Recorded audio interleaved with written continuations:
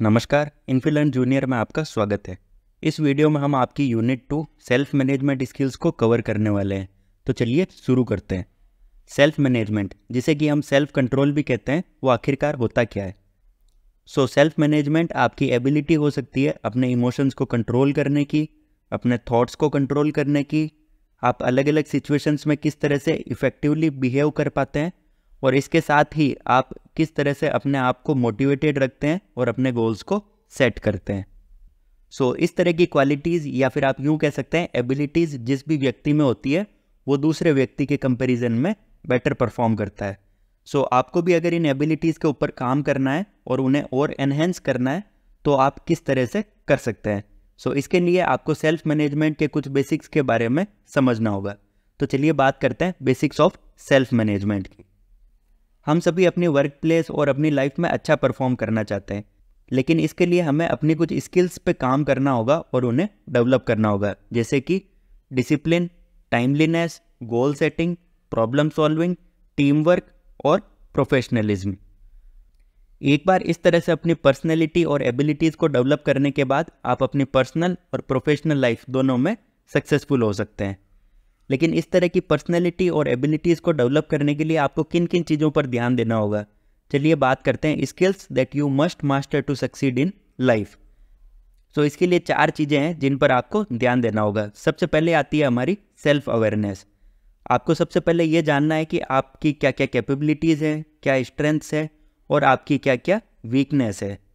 इसके साथ ही आपको अवेयर होना है कि आप किस तरह से अलग अलग सिचुएशंस में बिहेव करते हैं और अलग अलग सिचुएशंस को आप किस तरह से मैनेज करते हैं। इसके लिए आप अपने डेली इंटरेक्शंस या फिर आप अपनी पास्ट की कुछ सिचुएशंस को डीपली एनालाइज कर सकते हैं और आप ये देख सकते हैं कि आपने किस तरह से उस समय पर उस सिचुएशन को हैंडल किया था, या फिर आप उसे किस तरह से अल्टरनेटिवली आप उसे किस तरह से हैंडल कर सकते थे। और अगर आपको अपनी स्ट्रेंथ्स, वीकनेस या फिर बिहेवियरल रेस्पॉन्स के बारे में समझ नहीं आ रहा है तो आप अपने किसी अच्छे फ्रेंड या फिर अपने किसी रिलेटिव से एक ऑनेस्ट फीडबैक भी ले सकते हैं और आप उस फीडबैक को अपनी सिचुएशंस के साथ डीपली एनालाइज करके सेल्फ अवेयर हो सकते हैं। अब अगली स्किल आती है हमारी रेस्पॉन्सिबिलिटी। ये आपका पहला स्टेप होता है सेल्फ डेवलपमेंट की तरफ। आप जो भी काम करते हैं आपको उसकी ऑनरशिप लेनी है और उसको रेस्पॉन्सिबिलिटी के साथ कंप्लीट करना है। एग्जाम्पल के तौर पर आपको जो भी काम असाइन किया जाता है उसकी आपको कंप्लीट ओनरशिप लेनी है, और अगर किसी कारणवश आप वो काम कंप्लीट नहीं कर पाते हैं तो आपको जिसने भी वो काम दिया था उसे आपको इन्फॉर्म करना है और अगर हो सके तो आपको उसे करेक्ट करना है। अब अगली स्किल आती है हमारी टाइम मैनेजमेंट। इसके लिए आपको क्या करना है कि आपके पास जो जो टास्क है या फिर आपके पास जो जो काम है उसकी आपको एक कंप्लीट लिस्ट तैयार कर लेनी है और उसे आपको प्रायोरिटाइज कर लेना है। आपका जो भी सबसे इम्पोर्टेंट काम है आपको उसे नंबर 1 पे रखना है, और जिसे आप थोड़े टाइम बाद भी करेंगे तो चलेगा, या फिर उस तरह के काम जिन्हें आप थोड़े टाइम भी बाद भी कर सकते हैं तो उन्हें आप लास्ट में रख सकते हैं। और इस तरह से आप अपना एक टाइम टेबल बना सकते हैं और आप उसे डिलीजेंटली फॉलो कर सकते हैं। अब अगली स्किल आती है हमारी अडेप्टेबिलिटी। इसके लिए आपका जो भी करंट और बेस्ट प्रैक्टिसेज है उनसे आपको अवेयर रहना है और नई स्किल्स को एक्वायर करना है और अपने आप को अपग्रेड करते रहना है, ताकि आप हमेशा एक नए चेंज के लिए प्रिपेयर रहें और ज़रूरत पड़ने पर आप सीमलेसली ट्रांजिशन कर सकें। इन 4 स्किल्स को मास्टर करके आप अपनी लाइफ में सक्सेसफुल हो सकते हैं। अब हम आगे बढ़ते हैं हमारे सेशन 1 स्ट्रेस मैनेजमेंट की तरफ। क्या आपको कभी ऐसा फील हुआ है कि आप किसी एग्ज़ाम में पास नहीं होने वाले हैं, या फिर आपके मार्क्स कम आने वाले हैं, या फिर आप प्रेशराइज्ड फील करते हैं जब भी आपके आसपास के लोग आपसे पढ़ाई के बारे में बात करते हैं, या फिर आपसे पूछते हैं कि आप 10th के बाद कौन सा सब्जेक्ट लेने वाले हैं, या फिर आप कौन सा करियर पाथ सेलेक्ट करने वाले हैं? क्या इस तरह के डिस्कशन में आप कंफर्टेबल फील नहीं करते और प्रेशराइज्ड फील करते हैं? और क्या आपको भी डर लगा रहता है कि आप कहीं लाइफ में अनसक्सेसफुल ना हो जाए? अगर इस तरह की फीलिंग्स आपके मन में डेवलप होती है तो संभवतः है आप स्ट्रेस से गुजर रहे हैं। कभी कभी ये जो स्ट्रेस है वो थोड़ा सा आपको अपने आप को पुश करने के लिए मोटिवेट कर सकता है, लेकिन अगर ये स्ट्रेस लंबे टाइम तक रहे तो इसकी वजह से हेल्थ प्रॉब्लम्स और मेंटल ट्रबल्स भी आप फेस कर सकते हैं। चलिए बात करते हैं आखिर ये स्ट्रेस होता क्या है। स्ट्रेस को आप कुछ इस तरीके से डिफाइन कर सकते हैं। Stress can be defined as our emotional, mental, physical and social reaction to any perceived demands और थ्रेट्स। और ये जो डिमांड्स और थ्रेट्स होते हैं उन्हें हम स्ट्रेसर्स कहते हैं, और यही स्ट्रेसर्स हमारे स्ट्रेस का कारण बनते हैं। एग्जाम्पल के तौर पर आपके एग्ज़ाम्स नज़दीक आ रहे हैं और आपको लगता है कि आप अभी प्रिपेयर्ड नहीं हैं, या फिर आपका कोई खास दोस्त आपको छोड़ के चला गया, या फिर आप इस वजह से चिंतित रहते हैं कि लोग आपके बारे में क्या सोचेंगे कि आपने कपड़े अच्छे पहने हैं, या फिर आप कॉन्फिडेंटली बात नहीं कर पा रहे हैं। इसके अलावा अगर आपकी नींद पूरी नहीं हुई है तब भी आप स्ट्रेस्ड फील कर सकते हैं। अब हम बात करेंगे कि हम अपने स्ट्रेस को मैनेज किस तरह से कर सकते हैं। सो यहाँ तक ये बात तो क्लियर हो गई कि इस तरह की घटनाएं हमारी लाइफ में होती रहती है और आगे भविष्य में भी होती रहेगी। सो एक तरह से स्ट्रेस जो है वो हमारी एवरीडे लाइफ का एक पार्ट है। बट कुछ परिस्थितियों में स्ट्रेस हमारे लिए हेल्पफुल भी होता है, जैसे कि एक फायर अलार्म, जिसका पर्पज़ ही होता है कि एक स्ट्रेस क्रिएट करना और आपको अलर्ट कर देना, ताकि आप सही समय पर सही एक्शन लें और अपने आप को समय रहते एक डेंजरस सिचुएशन से बाहर निकाल सकें। या फिर आपके असाइनमेंट सबमिट करने की डेडलाइन, इससे भी एक स्ट्रेस क्रिएट होता है, लेकिन ये स्ट्रेस हमारे लिए हेल्पफुल होता है क्योंकि इससे हमारे अंदर एक मोटिवेशन ट्रिगर होता है और हम अपने असाइनमेंट पर काम करना स्टार्ट कर देते हैं, जिसकी बदौलत हम अपने असाइनमेंट्स को डेडलाइन से पहले फिनिश कर लेते हैं और उसे सबमिट कर सकते हैं। या फिर एग्ज़ाम हॉल में जैसे ही आपको पता लगता है कि अब लास्ट 1 आवर बचा है, तो इससे भी एक स्ट्रेस ट्रिगर होता है और हमारी आंसर लिखने की जो स्पीड है वो इंक्रीज हो जाती है, जिससे हम टाइम पर अपना पेपर कंप्लीट कर सकते हैं। सो ये तो हो गई हमारी स्ट्रेस की पॉजिटिव साइड। अब इसके कुछ नेगेटिव इम्पैक्ट्स भी हो सकते हैं, जैसे कि एग्ज़ाम हॉल में जैसे ही आपको ये पता लगता है कि अब लास्ट 1 आवर बचा है, तो उस केस में आप नर्वस भी फील कर सकते हैं और आपको आता हुआ क्वेश्चन भी आपसे छूट सकता है। या फिर जैसे जैसे आपके एग्ज़ाम्स नज़दीक आते हैं और आपको नर्वस फील हो सकता है और आप किसी भी एक सब्जेक्ट या फिर किसी एक पर्टिकुलर टॉपिक पर फोकस नहीं कर पाते, और इसकी वजह से आप एग्ज़ाम्स के लिए अनप्रिपेयर्ड फील कर सकते हैं।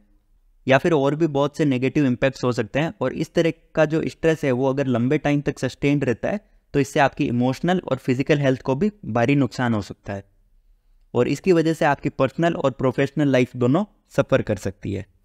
अब बात आती है इस स्ट्रेस को मैनेज कैसे करें। इसके लिए हम एक प्लान बना सकते हैं जिसकी हेल्प से हम अपने डेली प्रेशर्स के साथ इफेक्टिवली कोप अप कर सकते हैं, और इसका अल्टीमेट गोल होना चाहिए एक बैलेंस बनाना अपनी लाइफ, वर्क, रिलेशनशिप्स, रिलैक्सेशन और फन के बीच में। ऐसा करने से हम अपने डेली स्ट्रेस ट्रिगर्स के साथ इजीली डील कर सकते हैं। इसके लिए हमें हमेशा स्ट्रेस मैनेजमेंट के ABC को ध्यान में रखना चाहिए। सो A हमारा होता है एडवर्सिटी और द स्ट्रेसफुल इवेंट, B हमारा होता है बिलीफ्स और the way you respond to the event, और C हमारा होता है कंसिक्वेंसेज और actions and outcomes of the event. So इन बातों को अगर आप ध्यान में रखते हैं तो आप एक जॉयफुल लाइफ जी सकते हैं, आप अपने काम पर फोकस कर सकते हैं और उन्हें टाइम पर कंप्लीट कर सकते हैं।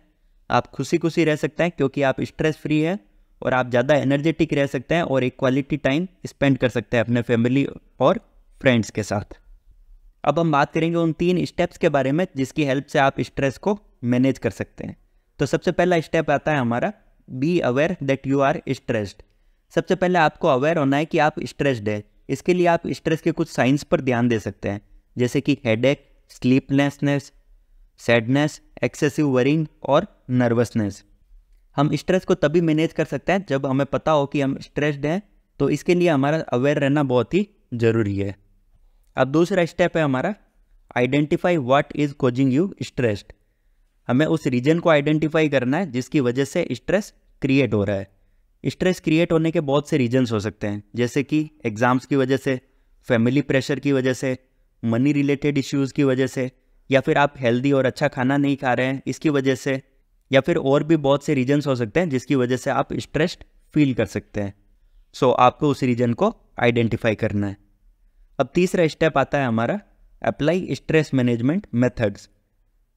हमें कुछ स्ट्रेस मैनेजमेंट के मेथड्स को अप्लाई करना है, जैसे कि हम टाइम मैनेजमेंट टूल्स को यूज़ कर सकते हैं जिसकी हेल्प से हम अपने टाइम को अच्छे से मैनेज कर सकें। हम अपने इंपॉर्टेंट टास्क पर फोकस कर सकते हैं और उन्हें कंप्लीट कर सकते हैं। हम अपने किसी करीबी से अपना जो भी इशू चल रहा है उसके बारे में बात कर सकते हैं, या फिर हम थोड़ा सा टाइम निकाल कर एक्सरसाइज कर सकते हैं, या फिर हम कोई मूवी देख सकते हैं, या फिर हम कोई और अदर एक्टिविटी कर सकते हैं जिससे हमें रिलैक्स्ड फील होता हो। सो इस तरह से हम इन 3 स्टेप्स की हेल्प से अपने स्ट्रेस को मैनेज कर सकते हैं। चलिए अब हम कुछ मैनेजमेंट टेक्निक्स के बारे में डिस्कस करते हैं। सबसे पहला आता है हमारा टाइम मैनेजमेंट। सो हम अपने टाइम को प्रॉपरली मैनेज करके और अपने काम को टाइमली कंप्लीट करके स्ट्रेस से दूर रह सकते हैं।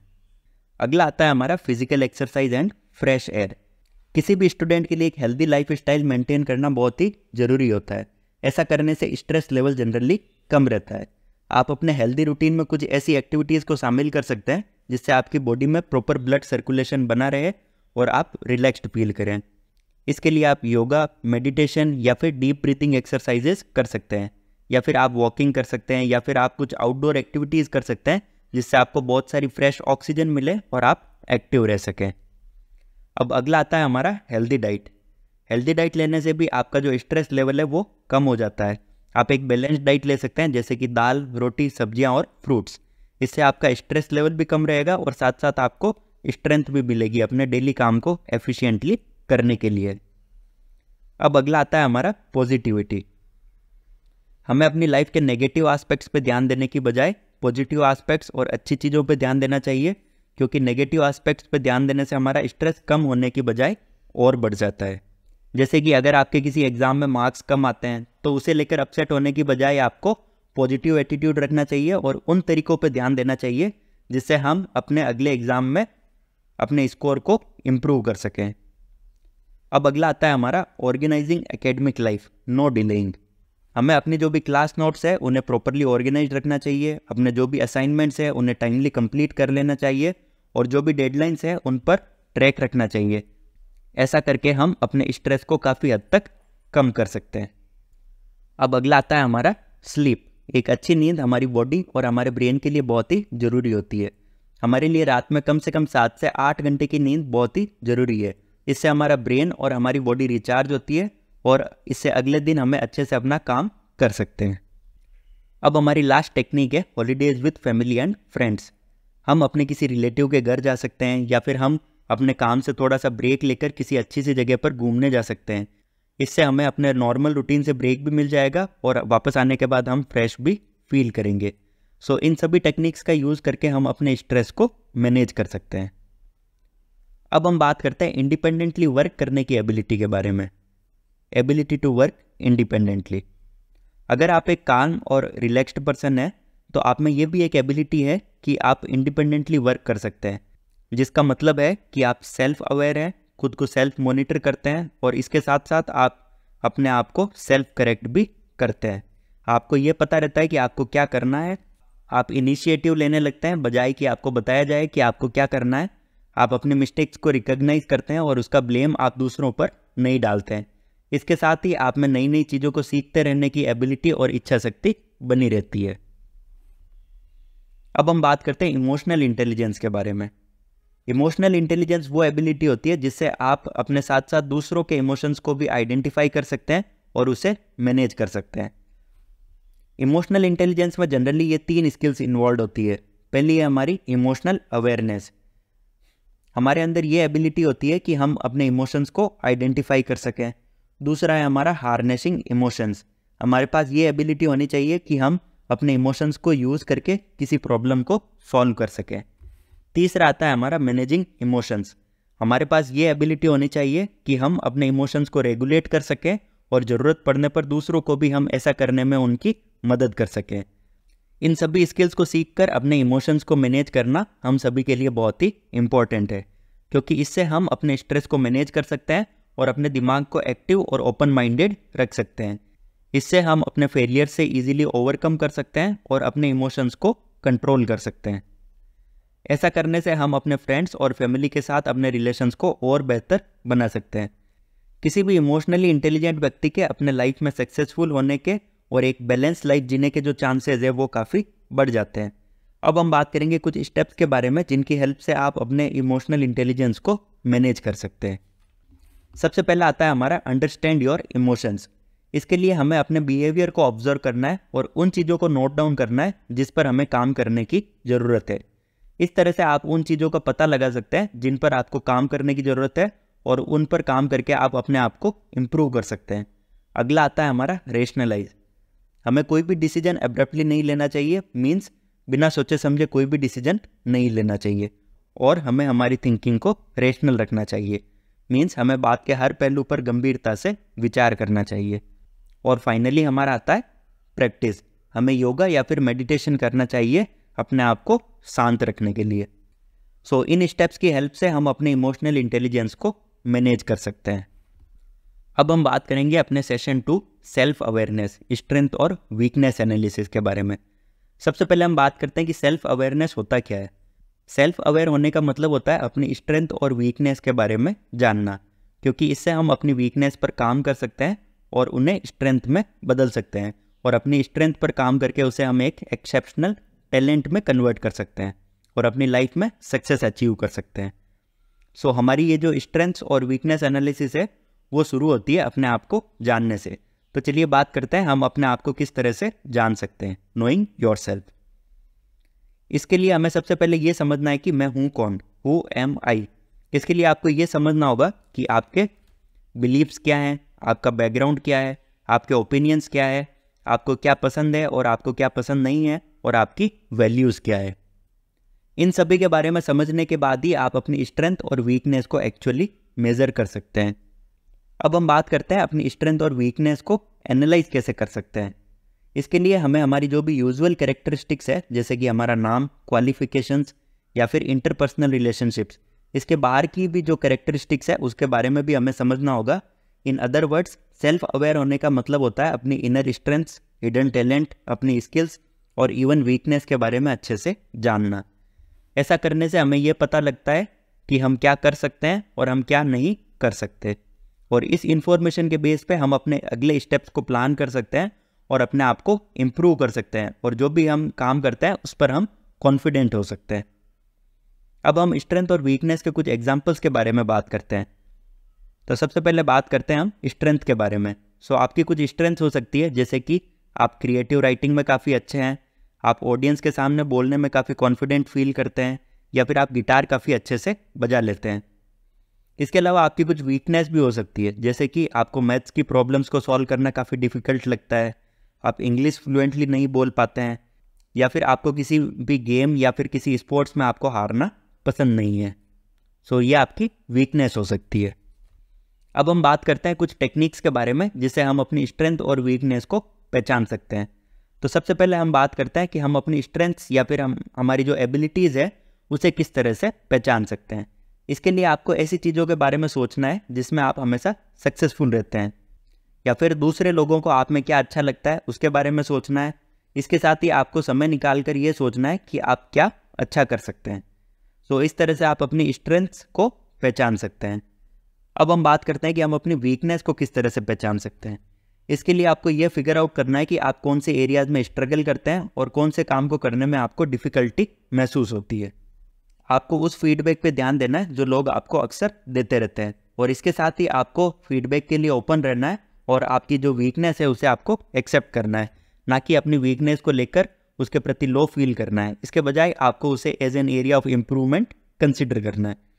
इसके अलावा आप कुछ आसान से सवालों के जवाब ढूंढकर अपनी स्ट्रेंथ्स और वीकनेस के बारे में पता लगा सकते हैं, जैसे कि बाकी लोगों से मैं डिफरेंट कैसे हूँ, मैं बाकी लोगों से क्या बेटर कर सकता हूँ, दूसरे लोगों को मुझ में क्या अच्छा लगता है, मुझ में वो कौन सी खूबी है जो मुझे बाकी लोगों से अलग करती है, मुझे किस बात की चिंता रहती है और मैं कहाँ पर स्ट्रगल करता हूँ, बाकी लोग मुझसे कहाँ, कैसे और क्यों बेटर परफॉर्म करते हैं, और वो कौन सी एडवाइस है जो मुझे हमेशा मिलती रहती है अपने इम्प्रूवमेंट के लिए। सो इन कुछ आसान से सवालों का जवाब ढूंढकर आप अपनी स्ट्रेंथ और वीकनेस के बारे में पता लगा सकते हैं। अब हम बात करते हैं कि इंटरेस्ट्स और एबिलिटीज़ में डिफरेंस क्या होता है। सो बेसिक डिफरेंस ये है कि इंटरेस्ट वो काम है जो आपको करना अच्छा लगता है, और एबिलिटीज़ वो काम है जो आप कर सकते हैं।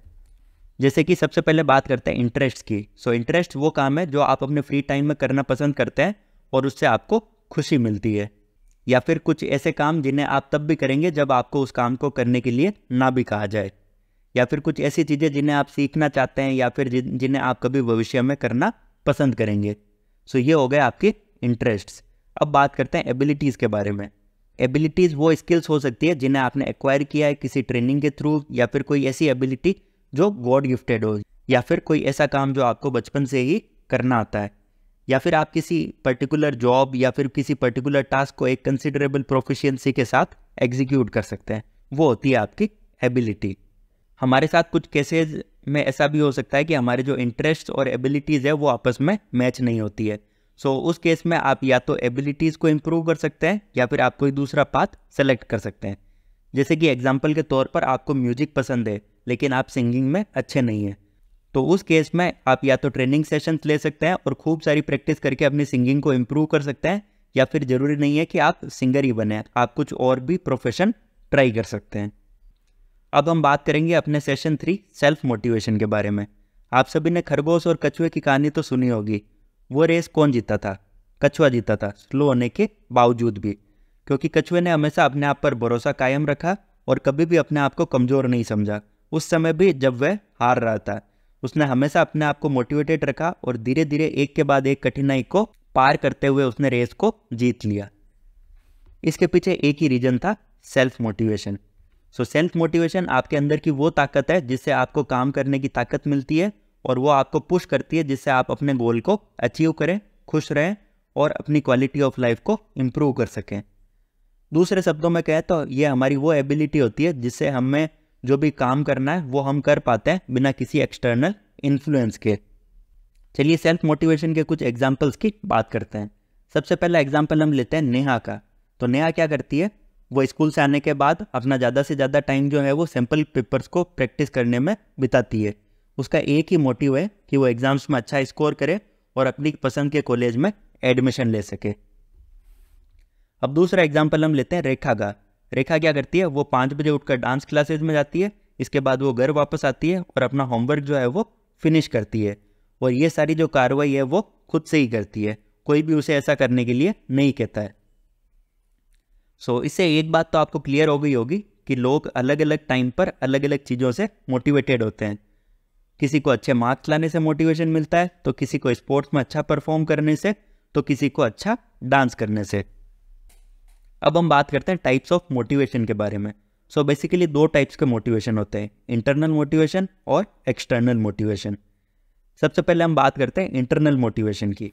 इंटरनल मोटिवेशन या फिर लव, इसमें उस तरह की चीज़ें आती है जिन्हें करने में हमें खुशी मिलती है, हम हेल्दी रहते हैं या फिर हमें कुछ अच्छा फील होता है, जैसे कि कुछ नया सीखना, डांस करना, गाना गाना या फिर क्रिकेट खेलना।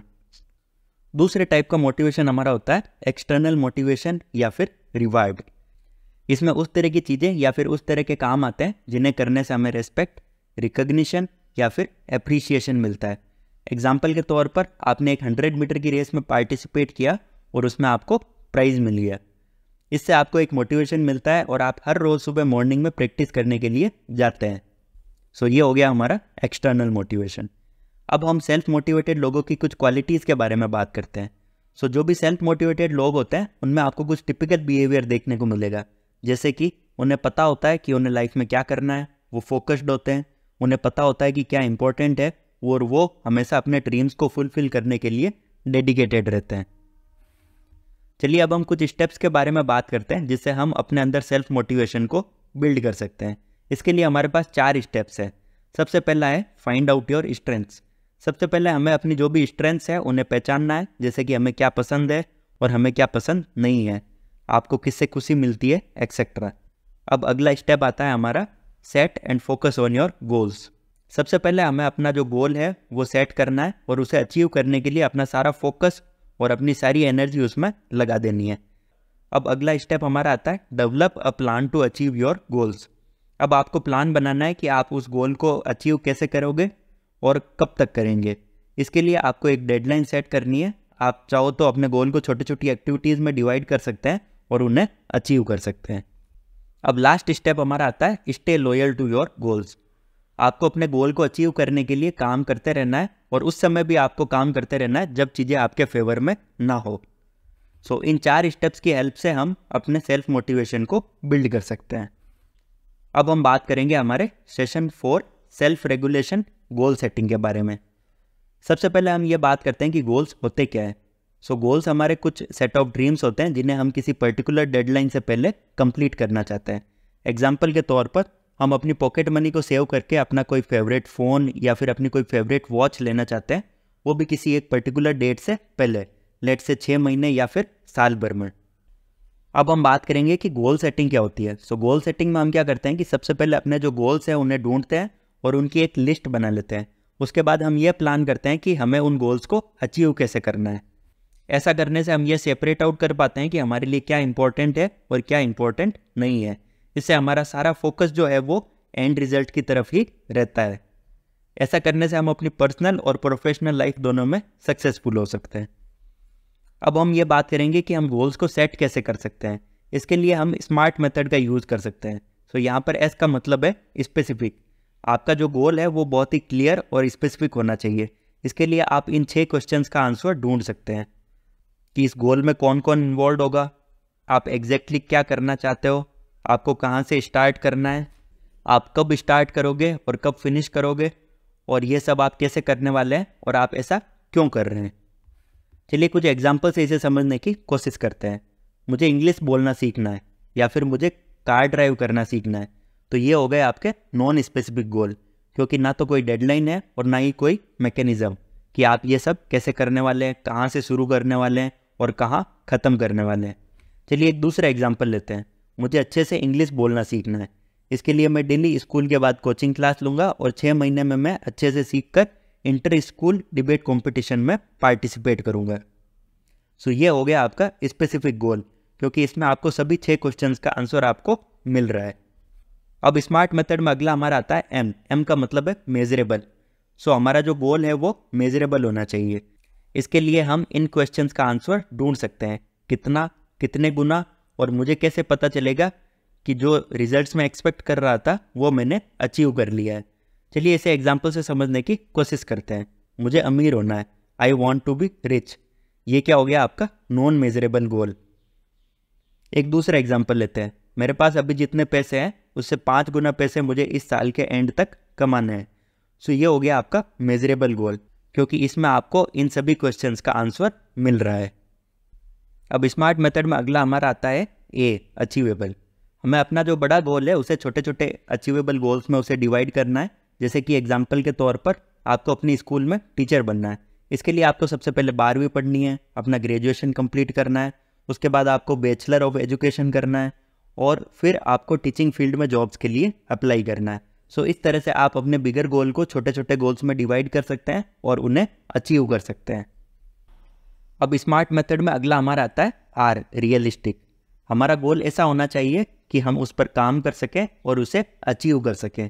जैसे कि एग्जाम्पल के तौर पर मैं एक दिन में अपना पूरा सिलेबस कंप्लीट कर लूँगा और एग्जाम्स में अच्छे मार्क्स ले आऊँगा। सो ये हो गया आपका अनरियलिस्टिक गोल, जो कि कभी अचीव नहीं किया जा सकता। एक दूसरा एग्जाम्पल लेते हैं। मैं साल भर डेली स्कूल के बाद 3 घंटे निकाल कर अपने सब्जेक्ट्स को रिवाइज करूँगा और एग्जाम्स में अच्छे मार्क्स ले आऊँगा। सो ये हो गया आपका रियलिस्टिक गोल, क्योंकि इस पर आप काम कर सकते हैं और अपने गोल को अचीव कर सकते हैं। अब स्मार्ट मेथड में लास्ट हमारा आता है टी, टाइम बाउंड। सो हमारा जो गोल है उसकी एक टाइम फ्रेम होनी चाहिए कि वो गोल हमें कब तक अचीव करना है। एक टाइम फ्रेम होने से हम एक्शंस लेने के लिए एनकरेज होते हैं और अपने गोल को कम्प्लीटली अचीव कर सकते हैं। चलिए इसे एग्जाम्पल से समझने की कोशिश करते हैं। मुझे एक दिन साइकिल चलाना सीखना है। ये आपका टाइम बाउंड गोल नहीं है, क्योंकि इसमें कोई भी टाइम फ्रेम नहीं है, बस साइकिल चलाना सीखना है आपको। इसके बजाय मुझे 1 महीने में साइकिल चलाना सीखना है। ये क्या हो गया आपका टाइम बाउंड गोल, क्योंकि इसमें आपने एक टाइम फ्रेम ऐड कर दी है 1 महीने की। अब हम बात करेंगे अपने session 5 self regulation time management की। सो टाइम मैनेजमेंट आपकी वो एबिलिटी है जिससे आप ये प्लान कर सकते हो कि आपका जो दिन का टाइम है उसको आपको किन किन कामों में लगाना है और कितना लगाना है। इससे आप अपने टाइम को कंट्रोल कर सकते हो और अपने सभी कामों को टाइमली पूरा कर सकते हो। एग्जाम्पल के तौर पर आपकी एक अच्छी टाइम मैनेजमेंट स्किल ये हो सकती है कि आप स्कूल से आते ही अपना होमवर्क जल्दी जल्दी कंप्लीट कर लो, ताकि आपके पास शाम को खेलने के लिए और टीवी देखने के लिए टाइम रहे। चलिए एक और एग्जाम्पल से हम ये समझने की कोशिश करते हैं कि किसे हम टाइम मैनेजमेंट कह सकते हैं और किसे हम टाइम मैनेजमेंट नहीं कह सकते। सबसे पहले हम समीरा का एग्जाम्पल लेते हैं। सो समीरा जो है वो स्कूल में पंक्चुअल रहती है, उसका रेगुलर शेड्यूल रहता है और वह हमेशा उसे फॉलो करती है। समीरा अपनी स्टडी को अच्छे से प्लान करती है और हमेशा अपना काम टाइम से पहले कंप्लीट रखती है। दूसरा एग्जाम्पल लेते हैं हम निशा का। निशा हमेशा स्कूल लेट से पहुंचती है। निशा कभी भी अपने असाइनमेंट्स टाइम पर सबमिट नहीं करती और निशा जो है वो दूसरे तीसरे कामों में व्यस्त हो जाती है और अपने मेन काम के बारे में भूल जाती है। सो आप इन दोनों एग्जाम्पल्स में देख सकते हैं कि समीरा अपने टाइम को प्रॉपरली मैनेज कर लेती है और निशा अपने टाइम को प्रॉपरली मैनेज नहीं कर पाती। सो ये जो टाइम मैनेजमेंट है वो बेसिकली हमारी एक थिंकिंग स्किल है, जिसकी हेल्प से हम अपने काम को टाइमली पूरा कर सकते हैं, अपना एक डेली टाइम टेबल बना सकते हैं, एक अच्छा गैस कर सकते हैं कि किसी काम को करने में हमें कितना टाइम लगेगा। हम अपने होमवर्क और असाइनमेंट्स को टाइमली कंप्लीट कर सकते हैं और उसे सबमिट कर सकते हैं और दिन में अपने टाइम को वेस्ट होने से रोक सकते हैं। अब हम उन 4 स्टेप्स की बात करेंगे जिससे हम अपने टाइम को इफेक्टिवली मैनेज कर सकते हैं। सबसे पहला स्टेप आता है हमारा ऑर्गेनाइज। हम अपनी डे टू डे एक्टिविटीज़ को प्लान कर सकते हैं और उसका एक टाइम टेबल बना सकते हैं और उसे फॉलो कर सकते हैं। हम अपने सराउंडिंग्स और स्टडी टेबल को क्लीन और मैश फ्री रख सकते हैं। हम अपनी चीज़ों को वापस उसी जगह पर रख सकते हैं जहाँ से हमने उसे लिया था। ऐसा करके हम अपना टाइम सेव कर सकते हैं। अब अगला स्टेप हमारा आता है प्रायोरिटाइज। हमने जो भी टू डू लिस्ट बनाई थी उसमें हमें एक्टिविटीज़ को प्रायोरिटाइज कर लेना है और उन्हें एक रैंक दे देनी है। हमारा जो भी सबसे इम्पोर्टेंट टास्क है उसे हमें रैंक 1 देना है और जो भी लीस्ट इंपॉर्टेंट एक्टिविटीज़ या टास्क है उसे हम लास्ट में रख सकते हैं। इस तरह से हमें अपनी टू डू लिस्ट को प्रायोरिटाइज कर लेना है। इससे हम अपने सबसे इम्पोर्टेंट टास्क या फिर जिन टास्क को हमें प्रायोरिटी पे कंप्लीट करना है उन्हें हम कंप्लीट कर सकते हैं और अपने पेंडिंग टास्क का एक ट्रैक भी रख सकते हैं। अब तीसरा स्टेप हमारा आता है कंट्रोल। हमारा अपनी एक्टिविटीज़ और टाइम पर कंट्रोल रहता है और हम इधर उधर की बातों में ज़्यादा टाइम वेस्ट नहीं करते और हम अपना पूरा ध्यान इम्पोर्टेंट काम पर ही देते हैं। अब लास्ट स्टेप हमारा आता है ट्रैक। हमने जहाँ जहाँ पर भी टाइम स्पेंड किया है उसे आइडेंटिफाई करके हम नोट डाउन कर सकते हैं। इससे हम ये एनालाइज कर सकते हैं कि हमने अपना टाइम इफेक्टिवली यूज़ किया है या नहीं और अपनी टाइम वेस्टिंग एक्टिविटीज़ को भी हम आइडेंटिफाई कर सकते हैं। अब हम कुछ टिप्स के बारे में बात करते हैं जिससे हम इन 4 स्टेप्स को प्रैक्टिस कर सकते हैं। हमें किसी भी प्लान्ड एक्टिविटीज़ को पोस्टपोन या फिर डिले करने को अवॉइड करना है। अपने रूम और स्टडी डेस्क को ऑर्गेनाइज रखना है। अपने आसपास एक नो डिस्टर्बेंस जोन क्रिएट करना है जहाँ पर आप बैठ सको और अपने इंपॉर्टेंट काम को कंप्लीट कर सको। आपका कोई भी वेटिंग टाइम है तो उसे आपको प्रोडक्टिवली यूज़ करना है। एक टू डू लिस्ट आपको बना लेनी है और उसे प्रायोरिटाइज कर लेना है और यूजलेस एक्टिविटीज़ को प्रोडक्टिव एक्टिविटीज़ से रिप्लेस कर देना है। सो इन टिप्स को यूज़ करके आप अपने टाइम को इफेक्टिवली मैनेज कर सकते हैं। सो इसी के साथ हमारा chapter 2 self management skills complete होता है। इस वीडियो को लाइक और चैनल को सब्सक्राइब जरूर करें और अगर आपको इस चैप्टर में किसी भी तरह का कोई भी डाउट हो तो आप हमें कमेंट सेक्शन में ज़रूर बताएं।